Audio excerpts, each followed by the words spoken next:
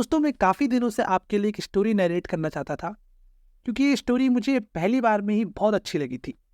अगर आपको डिटेक्टिव वाली स्टोरी पसंद है, तो ये स्टोरी आपको बहुत अच्छी लगेगी। इस स्टोरी का नाम है the midnight visitor by Robert Arthur. एक बात और दोस्तों, कि रिसेंटली मैंने अपने 1000 सब्सक्राइबर्स पूरे किए हैं। उसके लिए आप सभी लोगों का बहुत बहुत शुक्रिया, और मैं उम्मीद करता हूँ कि आप लोग आगे भी मुझे इसी तरह सपोर्ट करते रहेंगे। दोस्तों, कहानी शुरू होती है पेरिस से। यहाँ एक स्पाई है, एक सीक्रेट एजेंट जिसका नाम है ऑसिबल, जो कि 20 साल पहले बोस्टन यूएसए से आया था।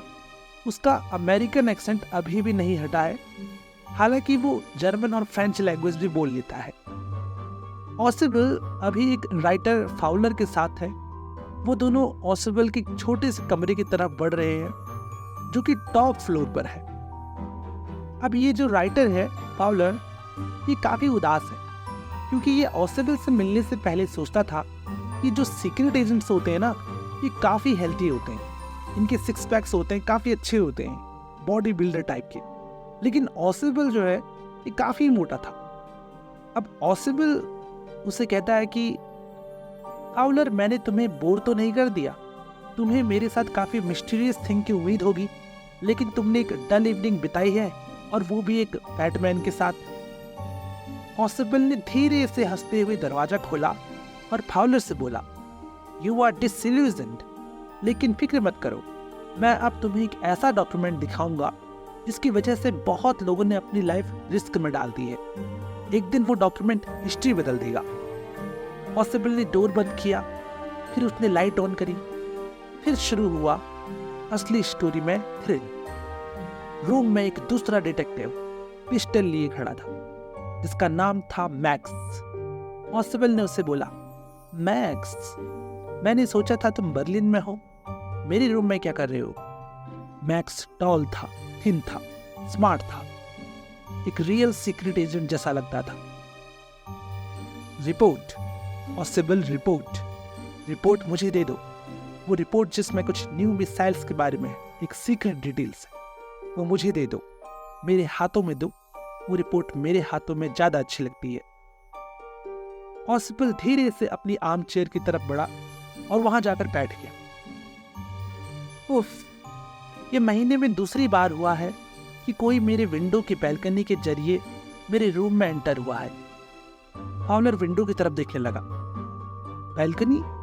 मैक्स हैरानी से देखता है, लेकिन मैं तो बैल्कनी से नहीं आया, मुझे तो इसके बारे में पता ही नहीं था। ऑसिबल, एक्चुअली वो मेरी बैल्कनी नहीं है, वो सामने वाली नेक्स्ट अपार्टमेंट की है। ये जो रूम है ना पूरा, ये उस अपार्टमेंट का एक साथ पहले से जुड़ा हुआ था। तो एक बड़ा सा लिविंग रूम था, उसमें एक बैल्कनी थी, वो अभी भी मेरे रूम के नीचे एक्सपेंड हुई है। मैक्स फाउलर की तरफ घूरने लगा और उसे गन दिखाते हुए बोला, बैठ जाओ। कि तभी दरवाजे पर आवाज हुई, नॉक नॉक। ऑसिबल हंसते हुए, पुलिस, मैंने पुलिस से कहा था कि मुझे प्रोटेक्शन की जरूरत है, तो पुलिस आई। नॉक की आवाज बढ़ती जा रही थी, नॉक नॉक। अब मैक्स का चेहरा फीका पड़ गया। वो विंडो के पास गया और एक पैर विंडो पर करते हुए बोला, सेंड देम अवे। मैं बैल्कनी में वेट करूंगा, नहीं तो मैं गोली चला दूंगा। दरवाजे पर आवाज बढ़ने लगी, मिस्टर ऑसिबल। मैक्स ने विंडो से नीचे जंप किया।